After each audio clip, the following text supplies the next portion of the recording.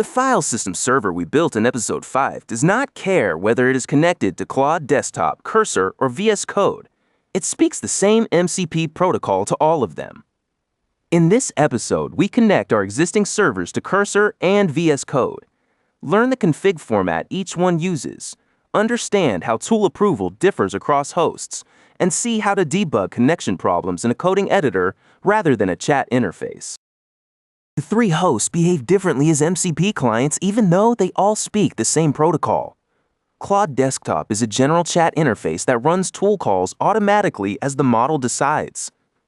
Cursor is a coding-focused editor where tool calls appear inline in the AI chat panel, and the user can see which tools were invoked. VS Code is the most configurable host with both global and workspace-scoped server configs and an explicit tool approval prompt before each call. Cursor reads MCP server configs from a file called mcp.json in the .cursor directory in your home folder.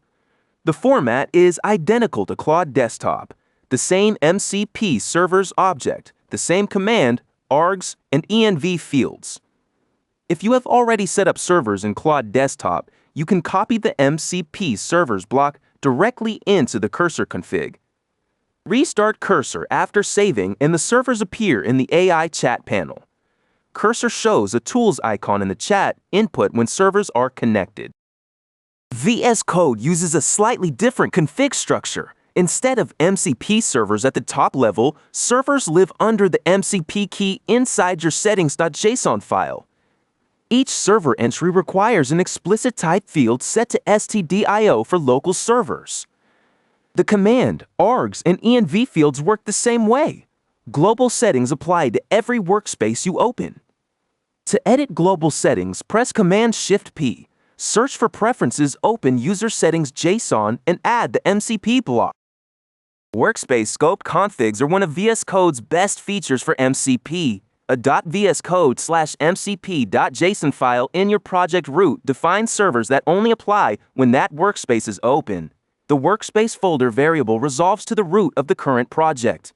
This means you can ship a project-specific MCP server alongside your code, and any developer who opens the project in VS Code automatically gets the server configured without touching their global settings.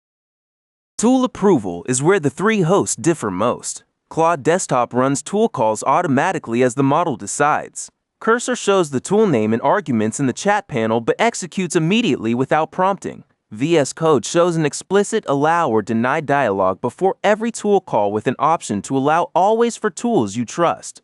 For servers that expose destructive operations, VS Code is the safest host for production use because every call requires human approval. Cursor surfaces MCP logs in the Output panel. Open the View menu, select Output and choose MCP from the dropdown. You will see connection events, tool calls, and any errors your server produces.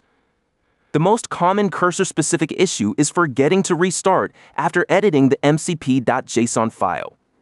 Cursor does not hot reload server configs. To test a tool directly from chat, use the @ symbol followed by the server name to invoke a specific server's tools. Each host has a natural home. Claude Desktop is best for general conversation, research, and document tasks where you want a full chat interface. Cursor is best for coding tasks where you want the AI inline in your editor with direct access to your project files. VS Code is best for team projects because the workspace config ships with the repository and every developer gets the same server setup automatically when they open the project. You now know the config format for Cursor and VS Code, the difference between global and workspace-scoped configs, how tool approval works across all three hosts, and how to debug connection issues in each editor. In the next episode, we go in the other direction and build a custom MCP client in Python. Instead of using an existing host, we write our own client that connects to any server and calls its tools programmatically. Subscribe so you do not miss it. See you in the next one.